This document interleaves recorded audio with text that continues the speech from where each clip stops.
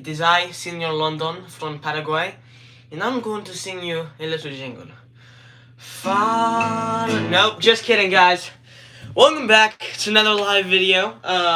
It is Saturday, December 13th, I think, if I checked that correctly. And you may be wondering why my hair is like this. Well, I just washed it, so it's not fixed. So sorry if that annoys any of you guys, which I'm sure it does, because my hair is almost always fixed. But anyway, we're gonna play through it. Anyways, as you probably read the title, we're gonna be talking about hognose snakes today. One of my favorite snakes, personally. Just amazing snakes, and we're gonna dive into why. So, for starters, as we normally do, what is a hognose snake? So, last week we covered rattlesnakes, and I explained to you what a snake was, in case you didn't know what a snake was. So now we're going to take a look at what hognose snakes are. So, a few months ago, I released a short called Hognose Snakes Are So Cool. Let me move this chair out of the way.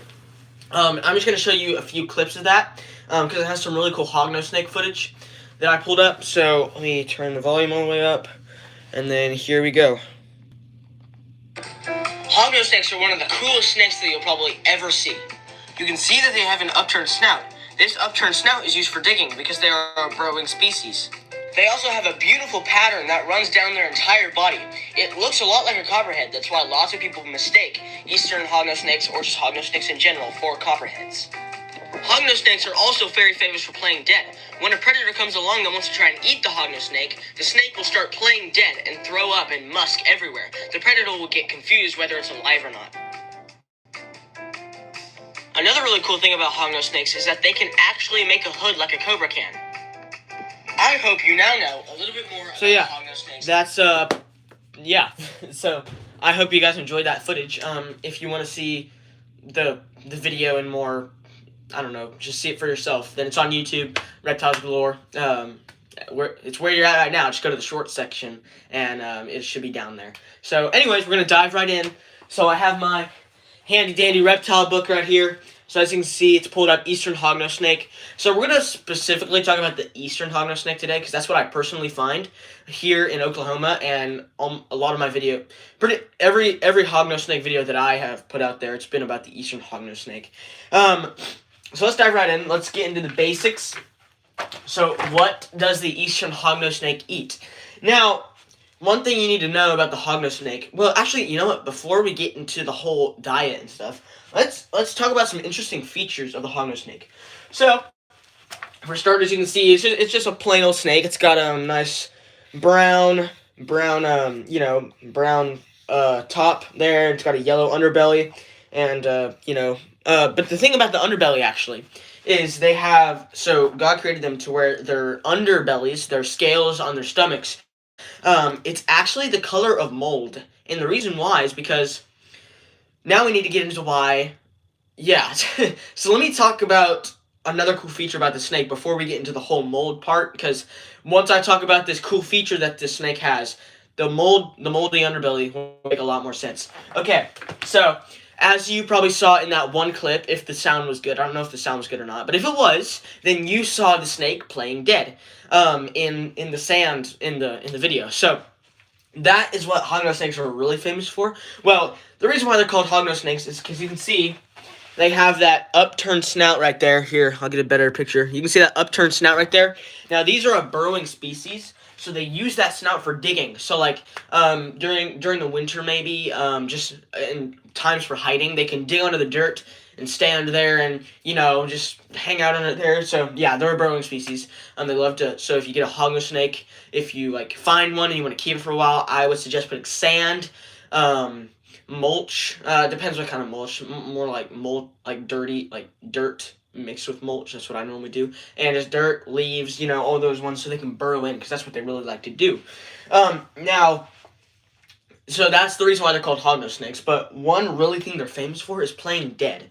So, a lot of animals pretend to play dead, but this one has the most violent, or the most believable death act you'll probably ever see out of an animal. So basically, what they'll do is, let's say they're slithering along like they normally do, slither, looking for food, but then a predator comes along. Let's say I don't know, a hawk comes along. and then it needs to escape because the hawk is hungry and it will try to eat it. So, first result, you would think that this hognose snake would start, hissing. Well, that's what they normally do. They are big hissers. They're big bluffers. So they will hiss very loudly. And I have experienced that many times keeping these snakes. So they'll do that first. And then it's funny because a lot of the hognose snakes that I find, they never play dead on me when I try to pick them up. But a lot of the ones do in the wild. And you'll find them. And all the ones that I found were in the wild too. They just never wanted to play dead on me. Except for that last one that I found. The last hognose snake that I found back in, I think it was early October or late September. He did play dead on me for the first time. And it was really cool to see that. So yeah, let's say the hawk comes along. So first, this snake will start hissing and stuff. But then let's say the hawk is stepping towards it, looking at it. And the snake suddenly realizes that its hissing is not driving it off. Basically, the hognose snake will roll over on its stomach, start writhing and slithering around like you kind of saw in the video, start writhing and slithering and blah, blah, blah, all that stuff. And then it'll start musking and pooping all over itself to make it more believable. And then it doesn't stop there. So it'll stick its tongue out all the way across the side there. So let me pull up that picture again. You can see down here, this is the one playing dead, and its tongue is hanging out. So yeah, it'll start sticking its tongue out and writhing and slithering and blah, blah, blah, all that stuff. And it's not quite done yet. It will vomit all over itself if it has to. Sometimes these snakes will literally vomit all over themselves to think that the predator is, dead. Not the predator, sorry. This guy's dying. Of course it's not. It's playing dead. It's not actually dead. But the hawk doesn't know that. So the hawk thinks that it is dead. Most of the time. And then the hawk leaves because he notices that it's dead. And then once the hawk leaves, the snake will come back to life and just keep slithering along looking for food. Really cool. Really cool. But getting back to the mold underbelly part. So they have a moldy underbelly. So it's not actual mold. It's just the mold color. Like a rotting color. Like rotting flesh. Maybe they have a rotting fleshy color on their underside, and that is when they roll over on their stomach, the predator sees the mold and the rot. That makes it a lot more believable as well. So it's not just the throwing up and pooping and tongue hanging out part and writhing and slithering. It's also the moldy underbelly. So that helps a lot too. All right, now let's get into where you can find these guys. So, eastern hognose snakes are found. They're called eastern hognose snakes because you find them in the eastern United States. That's where I find them. I mean, I'm kind of like, Oklahoma's kind of like the western a little bit, but we still tend to find these guys over here. And the other species of hognose snakes in Oklahoma, Oklahoma and I believe the United States. Well, there's some hognose snakes that live in like Mexico. But the other species of hognose snakes that live here in Oklahoma are the plains hognose snake and the dusky hognose snake. Those are the ones that live there, and they're pretty similar. Just the belly pattern looks a little different on some of them, and just their patterning in general. But they're about the same size, and all that stuff. All right, so these belong to the family Culibridae. So they're culibrids. So like cobras are lapids. There are different families of snakes. Your mind probably just blew like, what? Snakes have families? Yes, they do. Now, not actual families. You know what I'm trying to say. They belong to a classification of snakes. So, as I just said, the hognose snake, this one in particular, I believe all hognose snakes belong to the family culibrids. I believe corn snakes are culibrids too. A lot of just the more non-venomous snakes, like the bigger non-venomous snakes you're going to see are culibrids. However, all the cobras, and I believe mock cobras and rink hulls, those are lapids. So that's pretty cool. So yes, snakes do have families, just not in the way that we have them. Alright, let's see. Scientific name, Heterodon platyrinos. For some reason, that's the only scientific name I ever remember. I can never remember any other ones except for these ones. So, Latin plays into the scientific name. So, during my school, I'm going through Latin, so I know a lot of these words make a lot of sense to me. So, Heterodon platyrinos. So, the Heterodon stands for the hognose, and Platyrinos. I'll actually have to look into that. I don't know if I'm completely correct. But normally during the scientific names, you can kind of see some of their actual name in the scientific name. I'm going live, folks. What? No, I wasn't talking to you. I was talking to Juliet. Okay. Anyways. Alright, so habitat. We're going to habitat. So as I said, these guys are burrowers. So they love to go into they love sandy soil, kind of like the rattlesnakes do. They like plains, all that stuff. Oh, let me see what this says down here.